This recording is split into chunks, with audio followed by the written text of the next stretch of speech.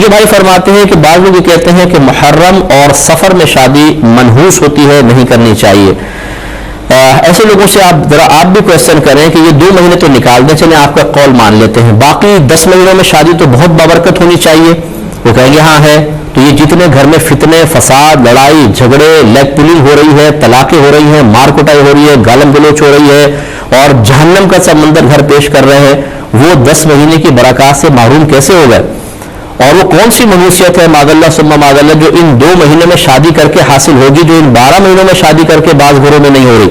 تو یہ مہینوں کے اعتبار سے نہیں ہے، یہ ہماری جہالت ہے، یہ ہماری کم علمی ہے، یہ ہمارا عمل اور برا کردار ہے کہ گھروں کے اندر ایسے فتنے فساد ہوتے ہیں. محرم کے بارے میں ہم نے پہلے آپ کو بتایا کہ ایک ہوتا ہے اظہار غم، یہ شرعاً ہمارے دلائل کے مطابق جائز نہیں ہے، لیکن اگر کسی کے مکتب فکر میں اظہار غم جائز ہے تو اس پہ تنقید بھی نہیں ہے.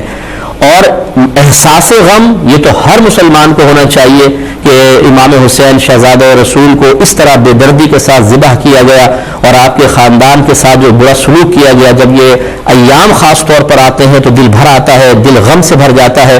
اب ایسی کیفیت میں اگر کوئی شخص معاذ اللہ محنوس سمجھتے ہوئے نہیں، لیکن وہ کہتے ہیں کہ میرا دل نہیں مانتا کہ میں شادی کروں کہ مجھے غم محسوس ہو رہا ہے نواسہ رسول کا، اور وہ نہیں کرتا، تو وہ قابل گرفت بھی نہیں ہے.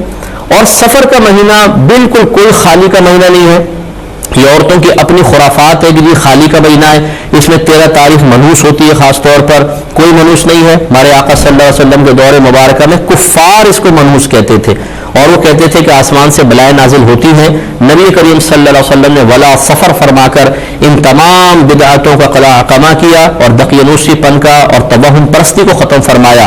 تمام مہینے برابر ہیں، کسی مہینے کی کوئی منحوسیت نہیں ہوتی، بلکہ یاد رکھیں کہ نحوست کا ہمارے ہاں تصور ہی نہیں ہے.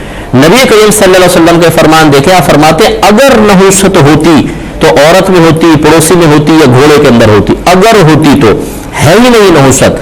ہمارے ہاں نحوست کو کوئی تصور نہیں ہے، لہٰذا ان مہینوں میں بھی آپ شادی کرنا چاہیں بالکل کریں. لیکن ہاں یہ میں مشورہ ضرور دوں گا، اگر آپ کا ایمان اتنا کمزور ہے کہ قرآن و حدیث کی دلیلیں تو قلب پہ اثر نہیں کرتی، لیکن لوگوں کی باتیں آپ کو فوراً جکڑ لیتی ہیں اور ذہنی لحاظ سے مفلوج کر کے نفس شیطان کی اطاعت پر مجبور کر دیتی ہیں، تو پھر خدا را آپ نہ کریں. کیونکہ اگر آپ سفر میں شادی کریں گے، کوئی الٹا سیدھا ہو گیا تو کہیں گے دیکھا ہم نے تو قرآن و حدیث کا کہنا مانا، ایسا ہو گیا. اس کا مطلب لوگ صحیح کہتے تھے کہ یہ مہینہ منحوس ہوتا ہے.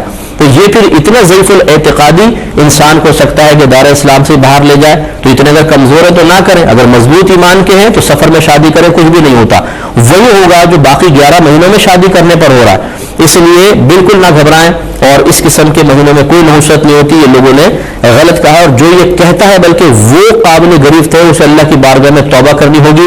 کیونکہ جب ایک کام اللہ تعالیٰ اس کے رسول نے مطلب منع نہیں کیا ہو، اور ایک چیز کی خبر اللہ تعالیٰ اس کے رسول نے نہ دی ہو، اس خبر کو عام کرنا اور کہنا جی یہ منحوس ہے، تو یہ تو گناہ کا کام ہے. کہ جب اللہ اس کے رسول نے خبر نہیں دی تو آپ کو کیسے پتہ چلا کہ منحوس ہے؟ دلیل پیش کیجئے. نہیں پیش کر سکتے تو اس طرح علی الشریعہ کہلائے گا، اور اس پر توبہ کرنا واجب ہوگا.